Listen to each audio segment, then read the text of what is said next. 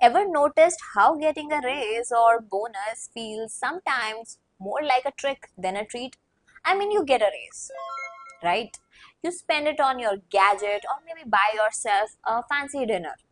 But by the end of the month, your bank account looks eerily similar to what it did before. In fact, Business Insider points out that an extra boost in salary may not always lead you with more cash on hand. Lifestyle creep quickly eats it up. In other words, even as your paycheck grows, you can sometimes be just as broke or even more broke than before. Let's chat about the sneaky phenomena called lifestyle creep, also known as lifestyle inflation. In this video, we'll unpack what lifestyle creep really means, why it happens, and how it quietly sabotages your financial goals like savings, investing, and building financial wealth. I'll be sharing some real life examples, yes, the ones like upgrading gadgets or signing up for every streaming service under the sun. I'll also dig into the psychology behind lifestyle creep and why we fall for it. Apart from that, I'll also be sharing some quick, useful, practical tips to keep your spendings in check. Think of it as a friendly coffee talk about money, no boring jargons, just straight scoop of how to make most of your Picture this. You walk into your favorite store, gadgets, clothes, you name it, with a bit more cash after your raise. Suddenly, that upgraded smartphone not just feels affordable but well deserved.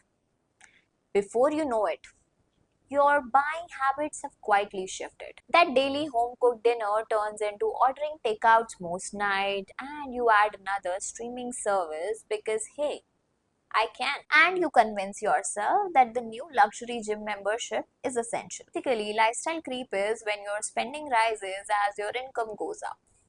So that extra money never really sticks around. As Finance Guide puts it, it's a common pattern of spending more money as you earn more money. Each little upgrade seems justified, and before you realize it, they've piled up.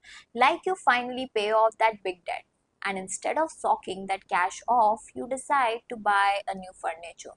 You start eating out or ordering far more often because why not? Now you can afford it.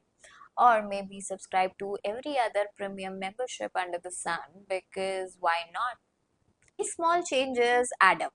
Each of these start as a tiny treat, and before you know it, these are your new baseline.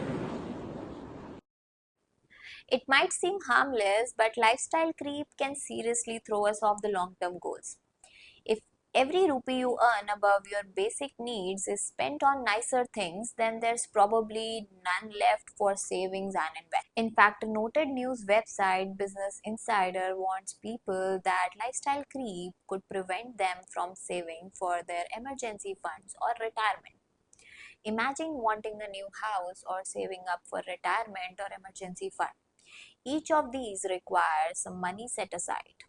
However, the right amount cannot be saved given the fact that all of this is burned away to upgrade your lifestyle. If year after year you burn up your spending instead of saving, your goals drift farther away. Consider this. You get a 10% raise and you spend that on these expenses. Maybe you get a fancy car loan or a new vacations and so on. Net effect, so you see that this is not adding your wealth to grow any faster. According to Fidelity.com, as your income rises, savings must rise too. If you want to reach big goals like house or retirement. In reality, many people who earn more end up saving and investing less, and sometimes even falling into new debt just because their extras went to extras in lifestyle. Bottom line is that when your lifestyle upgrade outpaces your money gain, then your extra income is gone and your future self will not. You may miss out on compound interest or may have to delay dreams like travel, starting a family, or maybe even owning a business. If things go south and your income falls, maybe you retire or you lose a job or something of that sort happens and your expenses are still high, you are at a risk of burning up all your savings. It turns out our brain and social habits play a big role. One common driver is reward mentality. After a tough year, or maybe a difficult project, or a stressful period, you are more likely to feel that you need a reward. You worked hard for it, and so you deserve it. It's very common to have thoughts like, I worked hard, I deserve this, to pop up. If you do so in moderation, it's fine, but if every win or hardship leads to an equal splurge, then you're in a difficult situation. One analysis puts it, after surviving a difficult period or achieving a goal, people often feel that they are entitled to treating themselves. This often derails their finances. Doing this repeatedly basically drains their finances. We subconsciously compare ourselves to the lives of our peers and influencers. If our friend posts a selfie from a beach vacation or a new car, we are often compelled to keep up. We feel this unnecessary pressure to match that lifestyle even if it strains our budget. This keeping up with Jonas's effect can sneak upon you. Another sneaky factor is hedonic adaptation, because thrill of a new purchase fades quickly. That new device felt amazing on day one, but few months later, it's just another device. In short, you get used to of your new life level, and so when the baseline shifts higher, the bump disappears. As we climb our career ladder, we often feel that our appearance or lifestyle should upgrade too. You might think that you're a manager now, so I should have a nicer wardrobe. Thoughts can subtly inflate our spending on things that align with our new sense of self. In short, between the urge to reward yourself, the fear of missing out, and brain adapting to the new normal, lifestyle creep feels almost natural. But knowing these psychological triggers is the first step to fighting them. Good news is that you can fight back with few smart strategies. No, they're not about living like a monk, just being intentional.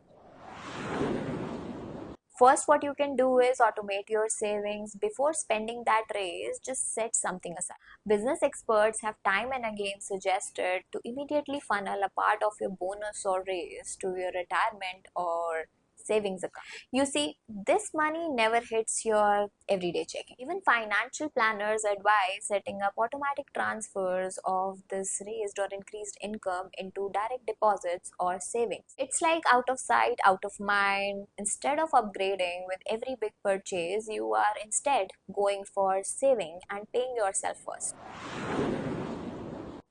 Second is to budget smartly. It doesn't have to be restrictive, but having a plan always helps. You could follow 50-30-20 rule. I've discussed this in one of my videos on financial literacy. You can check them out.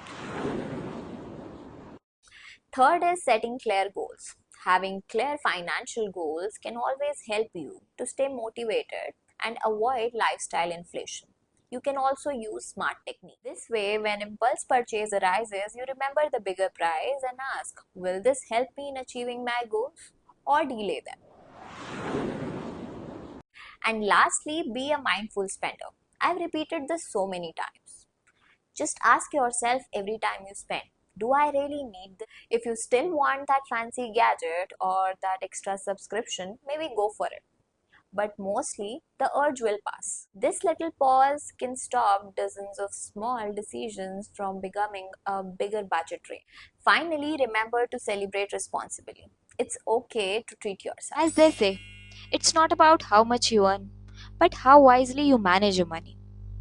Lifestyle creep happens to almost everyone. No shame if it's happened to you. The key is awareness and action. And if you want more friendly money tips like these, don't forget to hit like and subscribe.